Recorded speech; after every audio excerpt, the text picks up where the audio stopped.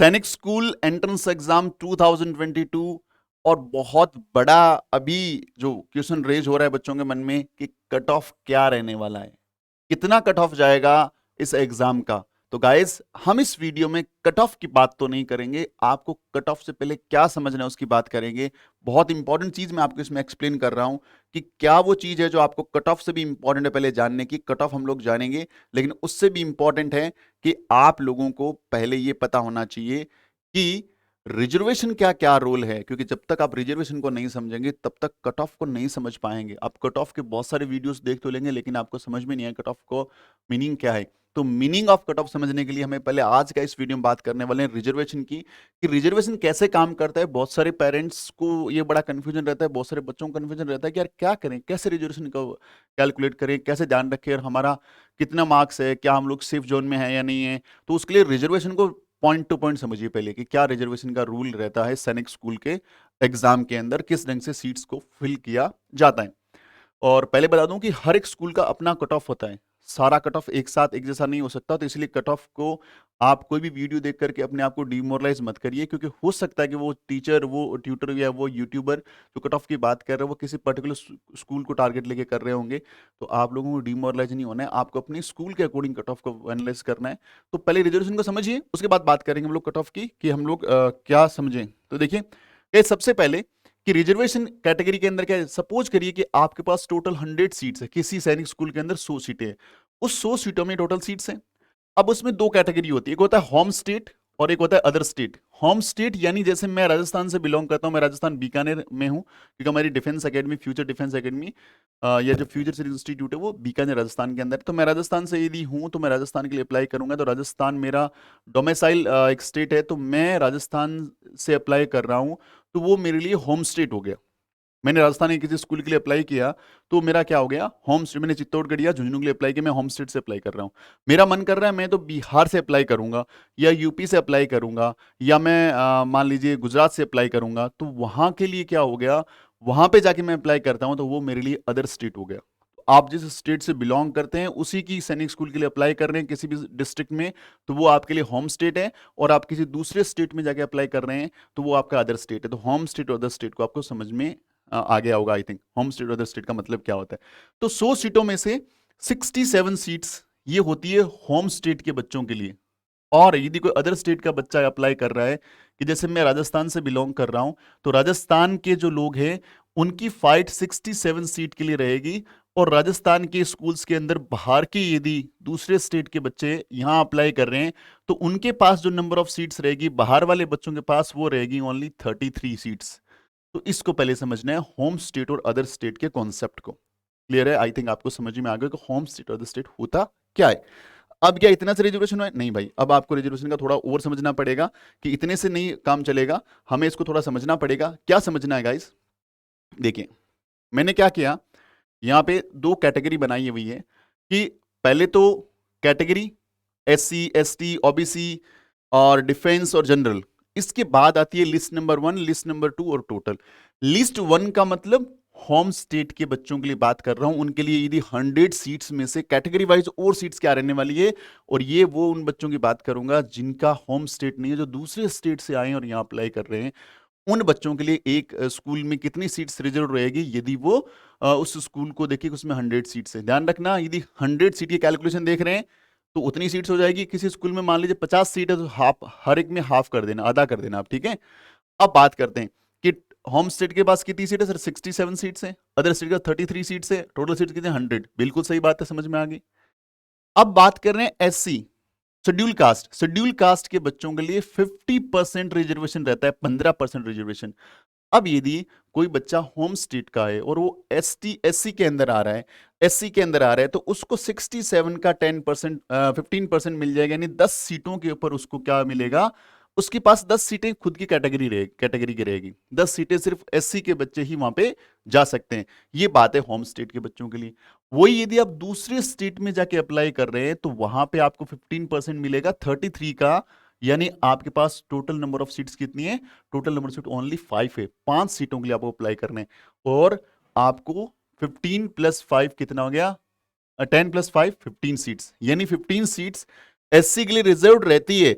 लेकिन 2 कैटेगरी में, 10 home state के लिए, 5 अदर स्टेट के लिए। इसी ढंग से बात, यदि आप एसटी से बिलोंग करते हैं तो 7.5% का रिजर्वेशन होता है ओनली, और 67 का यदि आप 7.5% निकालते हैं तो 5 सीटें होती हैं, और यदि आप 7.5% निकालते हैं 33 का तो 2 सीटें होती है। तो बच्चा ये ध्यान रखें, 5 सीटें रिजर्व रहती है किसके लिए, होम स्टेट के बच्चों के लिए, और 2 सीटें रहती है अदर स्टेट के बच्चों के लिए। टोटल सीट्स होगी 7, यानी 7 सीटें होती है किसके लिए, एसटी के लिए। 100 में से 7, और 7 में भी 2 category, home state, other state. अगली बात करते हैं हम लोग ओबीसी। ओबीसी के अंदर 27% रिजर्वेशन रहता है ओबीसी के बच्चों के लिए। तो ओबीसी के बच्चों के पास क्या रहता है, 67 का 27%। होम स्टेट के बच्चों की बात कर रहा हूं, यानी उनके पास 18 सीट्स रहती हैं। और वही यदि अदर स्टेट में आपने अप्लाई कर रखा है तो 33 का 27%, ये 9 सीट्स अवेलेबल रहती है। टोटल आपके पास 27 सीट्स ही अवेलेबल है। तो ये था ओबीसी के बच्चों के लिए किस ढंग से आपको कैलकुलेट करना है रिजर्वेशन को। अब कितनी सीटें बच गई भाई, बैलेंस सीटें, मतलब आपने एससी को दे दिया, एसटी को दे दिया, ओबीसी को दे दिया, फिर कितनी सीट्स बची। तो टोटल हमारे पास 67 सीट्स थी। 10 सीटें आपने एससी को दिया, 5 सीट आपने एसटी को दिया, 18 सीट आपने ओबीसी को दिया, तो टोटल 9 सीटें बच गई। टोटल कितनी बच गई, सॉरी 34 सीट्स बच गई। कितनी सीट बच गई, 34 बैलेंस सीट बच गई आपके पास। ठीक है, 34 सीट्स आपके पास क्या रह गई, बैलेंस में रह गई। ओके, यहां बैलेंस कितना रहा सर, 33 में से ये 5 3 और 9 माइनस किया तो 16 सीट बच गई। यानी ये 34 सीटें अभी हमने किसी को नहीं दी, और ये 16 सीटें किसी को नहीं दी। अब क्या है, इसके अंदर भी 2 कैटेगरी होती है। एक डिफेंस के जो पर्सन है, जो डिफेंस से बिलोंग करते हैं, तो ये रिजर्वेशन काटने के बाद जितनी सीटें बच जाती है उनकी सीटों का, यानी 34 सीट यहां पे बची, तो 34 का 25% रिजर्वेशन रहता है डिफेंस पर्संस के पास, जो डिफेंस से बिलोंग करते हैं, जिनके पेरेंट्स आर्मी, नेवी या एयर फोर्स के अंदर हैं, उनको डिफेंस पर्सन बोला जाता है। तो वो बच्चे, उन पेरेंट्स के बच्चों को 25% रिजर्वेशन मिलेगा, यानी 9 सीटें रिजर्व रहेगी उन्हीं लोगों के लिए जो डिफेंस पर्संस हैं या डिफेंस पर्संस के बच्चे हैं, है ना। ओके, ये होम स्टेट के लिए। अदर स्टेट में 17 का 25%, ओनली 4 सीट रिजर्व्ड है। तो ध्यान रखना, यदि किसी पेरेंट्स को यह है कि सैनिक स्कूल का मतलब वही लोग जो सेना में होते हैं, वही लोग जो फौजी होते हैं, या वही लोग जो आर्मी पर्सन होते हैं, उन्हीं के लिए, लेकिन नहीं है ऐसा। देखिए यहाँ पे ऐसा नहीं है ज्यादा, डिफेंस पर्सन के लिए बहुत ही लिमिटेड सीटें रहती है यहाँ पे। उसके बाद आता है जनरल कैटेगरी, यानी आपको जनरल में यदि आप बिलोंग करते हैं, आप एससी, एसटी, ओबीसी में नहीं आते, डिफेंस में नहीं आते, तो आपके पास इन सारों को माइनस करने के बाद जो सीटें बच जाती है वो 25 सीट्स किसके पास बचेगी, जो बच्चा होम स्टेट से बिलोंग करता है। और 33 सीट्स किसको मिलेगी, 13 सीट किसको मिलेगी, जो बच्चा अदर स्टेट से बिलोंग करता है। लेकिन एक बात मैं आपको दोबारा रिपीट कर दूं, मैंने कैलकुलेशन 100 सीट्स पे किया है। ये नंबर कम ज्यादा हो सकता है यदि नंबर ऑफ सीट्स उस सैनिक स्कूल में कम या ज्यादा हो। ज्यादा होगी तो ये सीट्स बढ़ जाएगी, कम होगी तो ये सीट रेस्पेक्टिवली कम हो जाएगी। तो ये टोटल 67 और 33 सीट का टोटल, यानी 100 सीट्स का मैंने आपको डिस्ट्रीब्यूशन बताया कि किस ढंग से रिजर्वेशन काम करता है गाइज। तो आप लोगों को किसी भी वीडियो को देख के डिमोरलाइज नहीं होना है। अभी आपको रियली में नहीं पता कि यदि कोई भी कट ऑफ का वीडियो आ रहा है तो वो वीडियो किस हिसाब से बनाया गया है। मैं कट ऑफ के बहुत सारे वीडियोस आपके लिए लेके आऊंगा, एक जनरल वीडियो भी लेके आऊंगा। हम लोग बहुत जल्दी इसको थोड़ा एनालिसिस कर रही है, हमारी टीम लगातार उसे रिसर्च कर रही है। तो कुछ हम लोग कोशिश करते हैं कि कम से कम मेरिट के आसपास कुछ वीडियो बनाएं, और सारा एक्सपेक्टेड होता है, कोई फिक्स नहीं होता। हम लोग भी आपके तरह होते हैं, बस हमारे पास थोड़ी डेटा ज्यादा होते हैं तो हम लोग उसको थोड़ा रिसर्च करते हैं, रिसर्च करके आपके सामने लेके आते हैं। लेकिन किसी भी वीडियो को देख करके आपको डीमोरलाइज नहीं होता बच्चा, और ना पेरेंट्स को इसके विषय में डीमोरलाइज होना, क्योंकि कट ऑफ की जो कहानी है वो आप बिना समझे, कट ऑफ को जानने के लिए यदि रिजर्वेशन की कहानी आप नहीं समझ पा रहे हैं, उससे पहले कट ऑफ देख के डीमोरलाइज हो रहे हैं, तो बहुत गलत बात है। तो आप पहले रिजर्वेशन को समझिए अच्छे ढंग से कि आप किस कैटेगरी में आते हैं। उसके बाद हम लोग बहुत जल्दी, हमारी टीम लगातार उस पर काम कर रही है, काम करके हम लोग कट ऑफ के वीडियोस आपके लिए लेके आएंगे। वो वीडियोस देखिएगा, थोड़ी आपको हेल्प मिलेगी। और अगेन आई रिपीट कि आपने पेपर देना इंपॉर्टेंट था बच्चों, आपने पेपर दिया, बहुत बड़ी बात है। और पेरेंट्स फील प्राउड कि आपका बच्चा फाइट करने गया।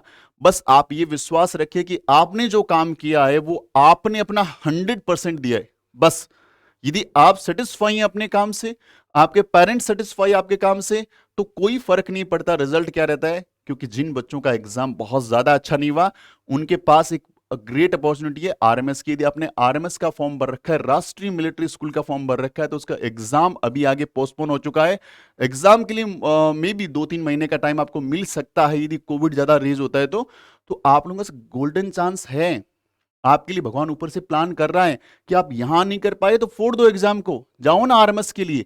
यदि आपके अंदर कुछ रह गया है, आपके अंदर कुछ अफसोस है, आपको कुछ रिग्रेट फील हो रहा है कि एग्जाम में अच्छा नहीं किया, मेरा पेपर बढ़िया नहीं हुआ, पेरेंट्स को लग रहा है बढ़िया नहीं हुआ, तो आप वापस स्माइल करिए, बढ़िए आगे, कोई इशू नहीं है, और फोड़िए आरएमएस को। आरएमएस के एग्जाम में करिए ग्रेट, कोई दिक्कत नहीं है। इसके बाद भी बहुत सारे एग्जाम है, आरएएमसी का एग्जाम अवेलेबल है, उसके बाद और बहुत सारी ग्रेट अपॉर्चुनिटीज है।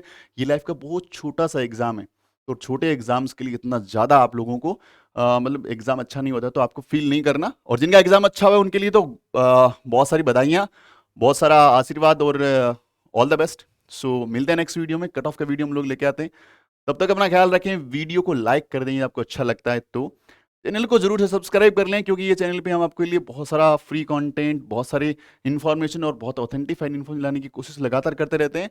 और इस वीडियो को शेयर जरूर से करें, ताकि उन बच्चों का, उन पेरेंट्स का भला हो, जो बच्चे पेरेंट्स रिजर्वेशन को प्रॉपरली नहीं समझते और वो कहीं ना कहीं टेंशन के जोन में चल रहे हैं, तो वीडियो को जरूर से शेयर करें। Thank you very much for being here and have a great day. Bye bye.